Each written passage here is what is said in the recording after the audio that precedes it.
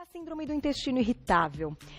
Até ser descoberta, como o paciente sofre. Então, vou apresentar mais uma vez com a gente hoje o Dr. Ricardo Naegeli, acertei? Isso. Staffa, bem-vindo. Muito obrigado Nosso pelo convite. gastroenterologista de hoje. Daqui a pouquinho a gente tem a nossa nutricionista com um cardápio completo das fases, o que evitar e o que consumir após diagnosticado. Vamos lá, doutor. Então, até para a gente caracterizar o quadro, quando a gente diz que o indivíduo foi diagnosticado com síndrome do intestino irritável, ele tem o quê? Então, até um tempo atrás, o diagnóstico ele era feito por exclusão. Então, o paciente chegava no consultório com diarreias crônicas ou constipação, muita dor, distensão, e a gente excluía outras doenças e firmava o diagnóstico. Tá. Hoje, com muito estudo em cima disso, porque é uma doença que vem aumentando a sua incidência, mais presente na mulher do que no homem.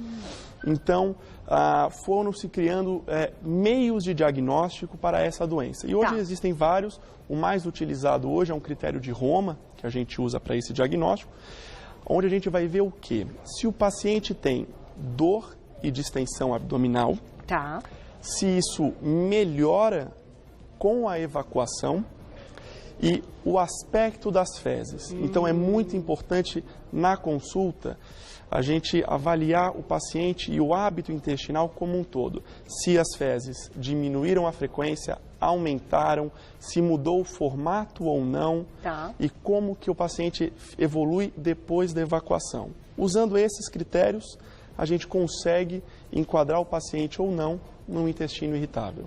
E aí a gente tem uma ilustração para mostrar para vocês, enquanto vai rodando o nosso vídeo, o doutor vai explicar para a gente, porque aí vem algumas dúvidas. Quando a gente fala de um paciente que tem, então, a síndrome, ele pode desenvolver uma diarreia, como ele também pode desenvolver uma constipação? Exatamente. São os extremos. Nós temos 3 tipos. Diarreia, constipação ou mista, onde o paciente evolui horas com diarreia, horas com constipação. Puxa. Ele fica oscilando entre as duas formas. E isso gera para o paciente um desconforto. Então, às vezes ele tem diarreia, às vezes ele tem constipação, ou ele pode evoluir da forma só diarreia ou só constipação. Aí, aproveitando as imagens, a minha dúvida e a minha pergunta é a seguinte. Como a gente vai aqui tirar algumas coisas do foco, então, eliminar que seja uma intolerância alimentar e uma alergia, que são coisas também diferentes. Claro. Quando você observa esse paciente, o que ele tem de diferente, seja intestino, ou seja com essa parte emocional e até envolvendo a parte neurológica, que faz com que ele desenvolva uma síndrome de intestino irritável? Esse é o grande problema do intestino irritável. Ele não tem uma alteração no órgão, então o intestino dele não é diferente, não tem uma doença pontual, onde eu diga, é bem nesse ponto, é bem nesse local. Não. É uma doença funcional que acomete todo o cólon. A gente vê aqui na ilustração, o cólon é um grande ser, uma moldura na nossa barriga, onde ele, com movimentos de compressão, vai empurrando o bolo fecal para frente. O que o intestino irritável faz? Ele diminui o limiar de dor do paciente. Então, esse paciente sente mais fácil a distensão e dor. E isso leva o intestino a aumentar esses movimentos, causando a diarreia, ou diminuir, causando a constipação. E isso vem a partir, então, daquilo que a gente comentou numa primeira entrada que a gente falou, de alguma situação que deixa o indivíduo nervoso e ansioso, ou simplesmente por alimentos que acarretam aí esse processo? Geralmente as duas coisas. Não tem uma relação pontual por exemplo, fiquei estressado agora, tenho intestino irritável. Não. É comum, em momentos de estresse, nós temos alterações funcionais no nosso organismo. Isso não caracteriza intestino irritável. Para todo mundo, né? Exatamente. Intestino irritável é uma doença crônica, já com alguns meses de sintoma e evolução. Então, geralmente é aquele paciente que tem uma depressão, uma ansiedade já não diagnosticada ou não tratada, um estresse em casa, com a família, no trabalho, relacionamento. São alterações e transtornos crônicos. E isso, em associação com alguns alimentos, causam os sintomas e as crises de intestino irritável. Agora, essas crises, elas têm uma fase para aparecer, ou normalmente quem tem é sempre na fase adulta, ou a gente encontra aí adolescentes e até crianças com a síndrome? Crianças não é uma doença frequente na criança e não no adolescente. Ela é comum na fase adulta, no início da sua vida profissional, da sua carreira, do casamento. Tá. Então, geralmente, os pacientes que procuram a gente são esses pacientes de 18 anos até 40, 50 anos, é a faixa etária mais frequente da doença. Agora, esta doença pode estar associada também a uma intolerância à lactose, a uma alergia enfim, à proteína do leite e outras coisas, e aquele paciente fica sempre na dúvida. Então, assim, você citou alguns sintomas que são clássicos, mas como vocês conseguem aí já descartar outros problemas? A intolerância à lactose e a alergia, elas são um pouco diferentes, tá? Então, o paciente, o intestino irritável não é porque eu tenho que eu vou ter intolerância a todos os alimentos que causam o sintoma. Tá. Tem pacientes que conseguem tomar leite, outros não conseguem e outros variam a quantidade do consumo daquele alimento. Quando a gente tem alergia ou intolerância pela não digestão da proteína do leite, os sintomas geralmente são um pouco diferentes do que a gente tem aqui. Apesar do paciente ter uma grande distensão, diarreia, dor, mas a intolerância e a alergia é pontual com o leite. Tá. No intestino irritável, o paciente pode falar, poxa, mas eu não tomei leite, eu não tomo leite. Ele vai excluindo alimentos e até esse grupo, e ainda assim ele tem o problema. Ainda tem o problema. Então, é legal muitas vezes anotar, né, o que comeu, isso faz parte do processo. Isso é legal, porque aí o paciente não tem medo de comer ou medo de ter vida social, porque ele sabe o que vai causar sintoma, o que ele pode comer um pouco ou não comer, e com isso aderir mais ao tratamento, porque isso é um dos grandes problemas que o paciente tem. Poxa, eu não posso comer mais nada, eu não posso fazer nada, eu não vou fazer então. Eu não vou na churrascaria, não faz eu não vou no céu. Qualidade de vida. Qualidade de vida. E, de certa forma, não tem aí, enfim, algo que seja para o resto da vida. Mas a pessoa tem um controle e pode melhorar a qualidade de vida, mesmo tendo a síndrome, né? Exatamente, com certeza. Vamos lá, então, para a nossa mesa. A mesa está pronta, mais uma vez com a gente. Ela que é nutricionista, Renata Rita, bem-vinda. Tudo bom? Obrigada. Adoramos aí a última vez que você esteve aqui, porque você foi muito detalhista e eu acho que para essa pauta a gente precisa realmente de alguns detalhes de alguns alimentos. Vamos lá, estamos falando então de síndrome de intestino irritável, diagnosticada pelo gastro e encaminhada a nutricionista para desenvolver um cardápio interessante. Conta pra gente por que você dividiu a mesa em duas fases. Isso. Porque quando nós temos um processo inflamatório no intestino, vamos dizer assim, então a gente tem a fase aguda, que é a fase ativa, onde normalmente, como o doutor explicou, distensão abdominal, cólicas, diarreia, então a gente tem que fazer o quê? Poupar o trabalho do intestino, tá? Então a gente vai fazer o quê? Diminuir o processo inflamatório, né? Entendi. Então nesta fase, onde a gente quer melhorar a qualidade de vida, o dia a dia, a gente precisa ter alguns cuidados. Então, no grupo dos cereais, a gente vai usar os cereais não integrais, ou seja, os refinados.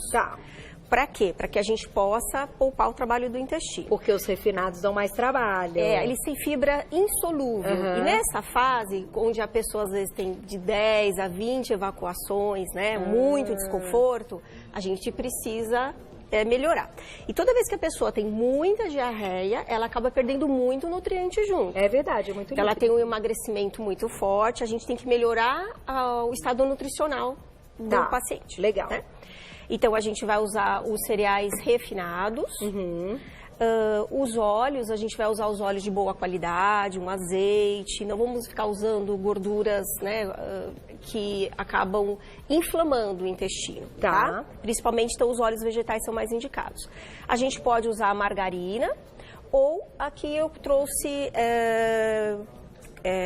creme de ricota? Creme de ricota, eu tava com cottage na cabeça. Também um cottagezinho pode ser? Pode. Agora, por exemplo, se não quiser usar uma margarina, pode usar também, porque ela é leve. tá? Agora, esse paciente, por exemplo, para também não ganhar muito peso, e embora seja um paciente diabético e não possa consumir tanto esse refinado, a gente vai pensar em quantidade. Isso. Não pode ser uma quantidade grande. Perfeito, Aí a gente vai trabalhar já na questão individualizada. Tá? Aí cada um vai ter sua quantidade, sua frequência, etc. Tá. Aqui também tem a aveia, né? Que ela é rica em fibra solúvel, então ela ajuda a diminuir a eliminação de água nas fezes. Então ela acaba segurando, então ela ajuda a restabelecer o trânsito intestinal, que é muito acelerado. Legal, tá? legal. Tá. A tapioca, ela é interessante, ela tá aqui no meio. Principalmente quem tem problema de intestino preso, não recomendo usar tapioca, porque ela é constipante. Tá. Então, neste caso, ela é indicada. Para quem está com a diarreia. Isso. Eu vou só fazer uma pergunta para o doutor nesse momento. Quando a gente está nessa fase ativa, é importante entrar com algum tratamento com medicamento? Sim. Nós temos, dependendo do tipo da doença, diarreica ou com constipação, nós temos medicamentos próprios, controlam a musculatura do intestino, aliviam a dor, diminuem ou aumentam o peristaltismo e quebram as moléculas, a barreira das bolhas de gás para diminuir a distensão e aquele desconforto. Então, normalmente, mas tem aí um prazo, vamos dizer assim, um limite de uso da parte do medicamento para tratar o paciente. Sim, só o medicamento não vai resolver. Tá. É um tratamento em conjunto. A dieta, a alimentação, o acompanhamento com a nutricionista e a medicação. Tá, eu vou colocar uma perguntinha do público e a gente continua na nossa fase ativa e depois a próxima fase, na tela. Vamos ver quem escreveu pra gente. Lu, obrigada. A síndrome do intestino irritável pode desenvolver câncer de intestino? Tem aí uma relação direta? Muito bom. Não, o intestino irritável não é um fator de risco para o câncer. O que a gente tem que tomar cuidado, o câncer coloretal pode levar a dor, distensão e diarreia, ou até mesmo constipação, alteração no hábito intestinal. Tá. Então, sempre ficar atento. Poxa, será que é só intestino irritável? Essa é a importância da anamnese e da conversa dos sintomas. E aí, claro, fazendo algum exame de imagem. Com certeza, a gente investiga se o paciente tiver fator de risco, hábitos alimentares ou vícios ou história familiar, a gente tem que investigar com os exames adequados para, no caso, o câncer do intestino, uma colonoscopia ou o que o médico achar necessário para aquele paciente. Perfeito. Mais uma perguntinha, olha lá. Aproveitem, hein, meninas? Veridiana, obrigada. Ir várias vezes durante o dia ao banheiro pode ser um alerta de intestino irritável? Até que ponto é saudável? A gente tem que observar as fezes? Claro, isso aí é comum. O paciente fica, poxa, mas eu vou uma vez a cada 2 dias ou eu vou 3 vezes por dia? Não, calma, não precisa ficar preocupado porque você vai mais de uma vez ou uma vez a cada 2, 3 dias. O importante é você ter as fezes com o formato adequado, correto, sem precisar fazer força, sem ter dor e não ter aquela sensação de evacuação incompleta. Tá. Isso que é importante. Isso que é importante. Posso só complementar? Claro, vai lá. Eu sempre falo para os meus pacientes que é muito importante a gente sair do banheiro com aquela sensação que esvaziei. De bom humor. De bom humor, de assim, aquela sensação de bem-estar. Isso é fundamental. Isso é uma dica para complementando. Exatamente. É verdade. Vamos lá. Me conta, então, falamos aqui da parte dos carboidratos. Isso, e das gorduras, que tem que ser de boa qualidade. Então, sem exageros também. Aí a gente vem para a parte das frutas, tá? Aqui, a gente, numa fase mais ativa, mais aguda, principalmente com episódios diarreicos, etc. Então, a gente fala para priorizar frutas que dão para se transformar num purezinho. Tá? E a água de coco, não precisa ser só banana, pode ser outras frutas que dê para virar um purezinho. E a água de coco, ela é fundamental, porque a gente acaba perdendo eletrólitos, principalmente potássio nessas horas. Então, acaba dando muita fadiga muscular, muito cansaço muscular e cãibra. Então, aqui a gente tem água de coco rica em potássio. Legal, tá? Legal. Aí depois a gente vai aqui para as leguminosas. Aqui eu trouxe uma lentilha para sempre dar uma variada, porque é importante variar os grãos. E aí, então, eu usaria mais caldinho do que grão, tá? Mas pode ser isso com feijão branco, com feijão carioca. Tá? E deixar de molho também é importante, né? Olha, não tem necessidade. Não, o tempo pra não de dar gases, não tem necessidade. Nesse caso que a gente vai usar mais o caldinho. Tá. Aqui eu trouxe um arrozinho para complementar os legumes e eu pus beterraba e pus queijo tofu. Legal. Tá? Ó, com risotinho. Isso. Aí na parte de leite e derivados, nessa fase eu não gosto que use leite mesmo sem lactose. Tá. tá? Porque o leite é mais inflamatório quando a gente quer diminuir o processo. E no intestino, quando ocorre esse processo de irritação, a enzima lactase, que absorve a lactose do leite, ela está diminuída. Então, por esse motivo, a pessoa acaba gerando mais desconforto e distensão. Então, a gente tira, mesmo sem lactose. Eu não gosto de usar, então a gente põe um iogurte ou um outro derivado, ou um leite de soja, ou de cereais, a base de soja, a base de cereais, etc. Para não ter mesmo o leite, né? A gente precisa poupar, tá? E aqui a proteína. Aí a proteína, aqui eu trouxe um franguinho grelhadinho, eu pus açafrão, porque açafrão é anti-inflamatório, digestivo, antioxidante, muito bom. E eu trouxe um ovinho, mas pode ser a carne vermelha também, porque é importante o zinco nesse processo, e pode ser o peixinho, o peixe também. Frutos do mar, não. Não é o momento de frutos do mar. Tá? Retiramos. Isso. Aí a gente vai usar com muita moderação, a gente até deixa no topo que seria o menos, o açúcar ou o mel. Porque são fermentescíveis. Eu vou fazer o seguinte, vou lá e já volto pra você me contar isso aqui, até pra gente entender. Então, até que ponto quem tem a síndrome tem que também fazer a troca por adoçante, ou qual a melhor maneira de adoçar. Ou até evitar, né? Açúcar, né? A parte ativa que a gente ficou aí de comentar a respeito de açúcar. Você colocou aqui açúcar e mel. Falando em geral, mesmo que a gente não esteja citando apenas a síndrome do intestino irritável, a gente sabe que são dois elementos que não fazem bem à saúde. Como é que a gente coloca isso na alimentação de uma pessoa que já tem um outro problema? Aí eu queria ouvir os dois. Claro, o açúcar, a gente tem que tomar muito cuidado realmente, porque ele é risco para outras doenças, como obesidade, diabetes. Então, tem que sempre tomar cuidado com a quantidade de açúcar consumido.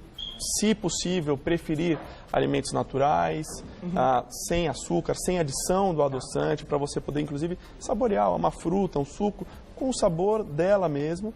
E os pacientes com doenças inflamatórias intestinais ou o intestino irritável têm que tomar cuidado com açúcar e mel.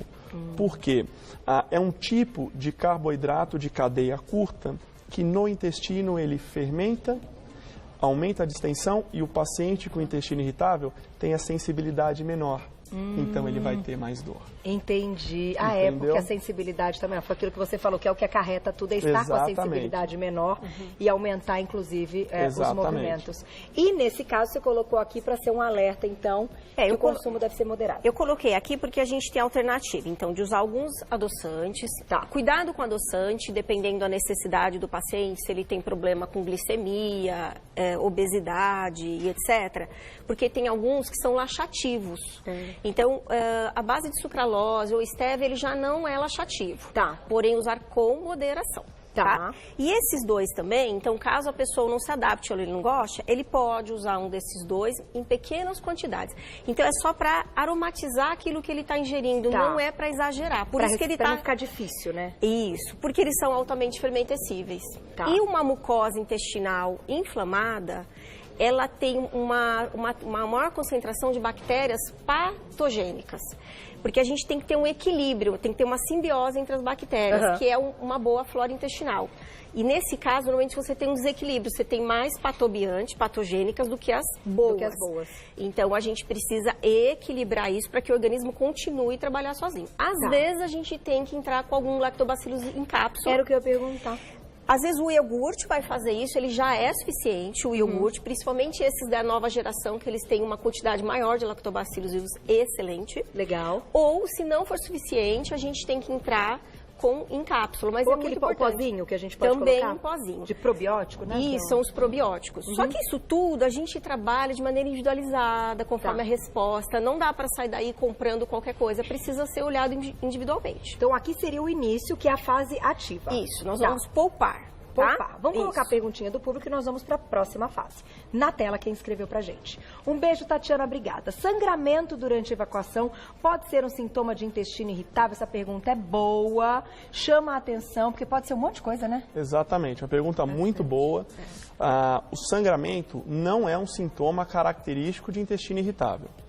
Então, se você está tendo evacuações, constipação, diarreia, não importa a maneira, com sangue, é importante procurar o médico para fazer um exame físico completo, onde vamos descartar doenças orificiais e também as doenças do intestino.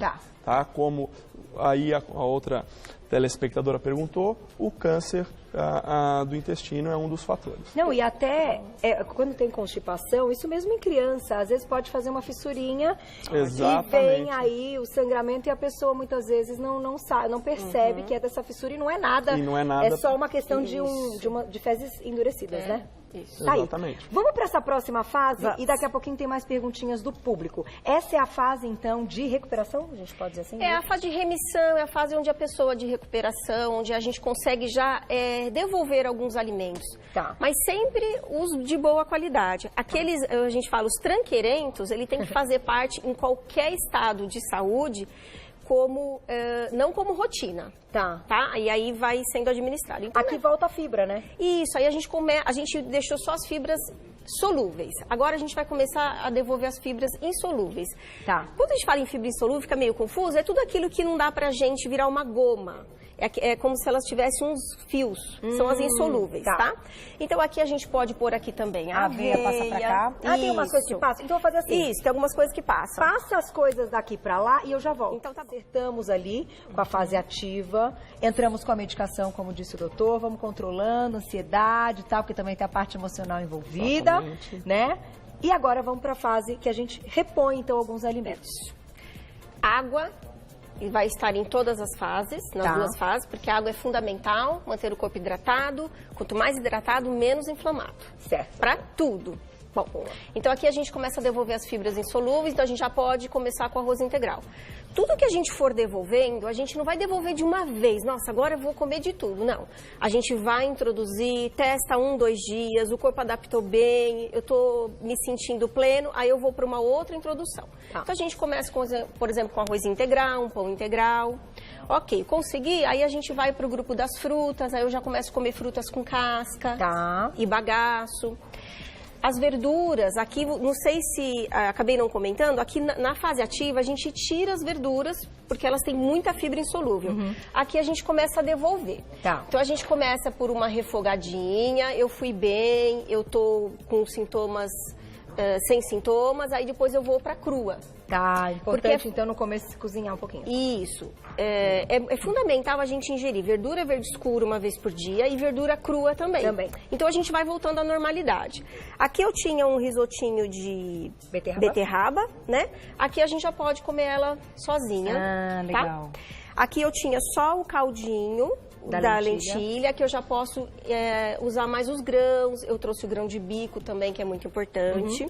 As proteínas se mantêm. As proteínas a gente mantém. O iogurte, né? O creme de ricota, que agora eu lembrei o nome.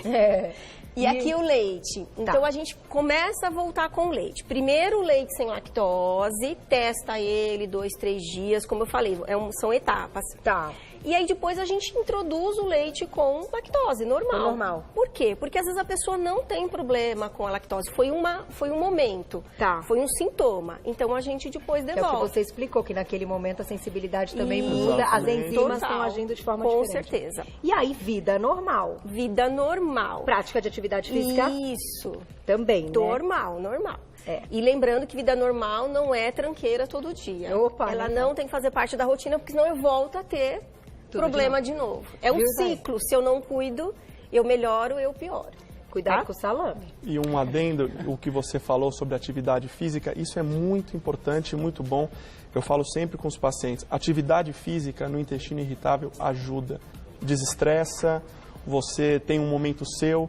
Então, eu tenho muitos pacientes que melhoram com corrida, algum esporte, yoga, pilates. Então, procura alguma atividade que você goste e que com certeza também vai impactar no seu sintoma. Aquela liberação hormonal, né? Exatamente. Queria muito falar sobre serotonina. A gente fala sobre o estresse, o nervoso, a ansiedade. O intestino, 80% da serotonina, ela é produzida no intestino, que tem uma ligação direta com o cérebro. Então a gente fala que o intestino é um órgão assim fundamental para que a gente tenha uma boa saúde mental, tá?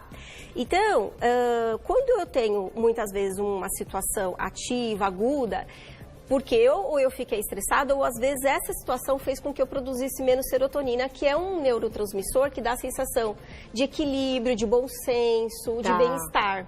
Então, eu melhorando isso, eu consigo também aumentar minha produção. Então, eu falo, olha, eu melhoro a alimentação, eu também fiquei menos estressado. Sim. Porque eu aumentei a produção de serotonina, que é um neurotransmissor muito importante, com a melhora do intestino. Do intestino. Então, uma coisa está muito ligada à outra. A gente não pode desligar. A gente tem 1 minuto e 20, dá tempo de responder uma perguntinha. Vamos ver qual que tá pronta na tela, olha lá. Um beijo, Lilian, obrigada. Qual a diferença de intestino irritável e alergia alimentar? Em 1 minuto, doutor. 1 minuto. Bacana. O intestino irritável é uma alteração, a diminuição da sensibilidade do intestino, levando você a ter um aumento de dor e alteração à evacuação. Seja ela associada à alimentação, alguns alimentos melhoram, outros pioram. A alergia alimentar é pontual a um alimento.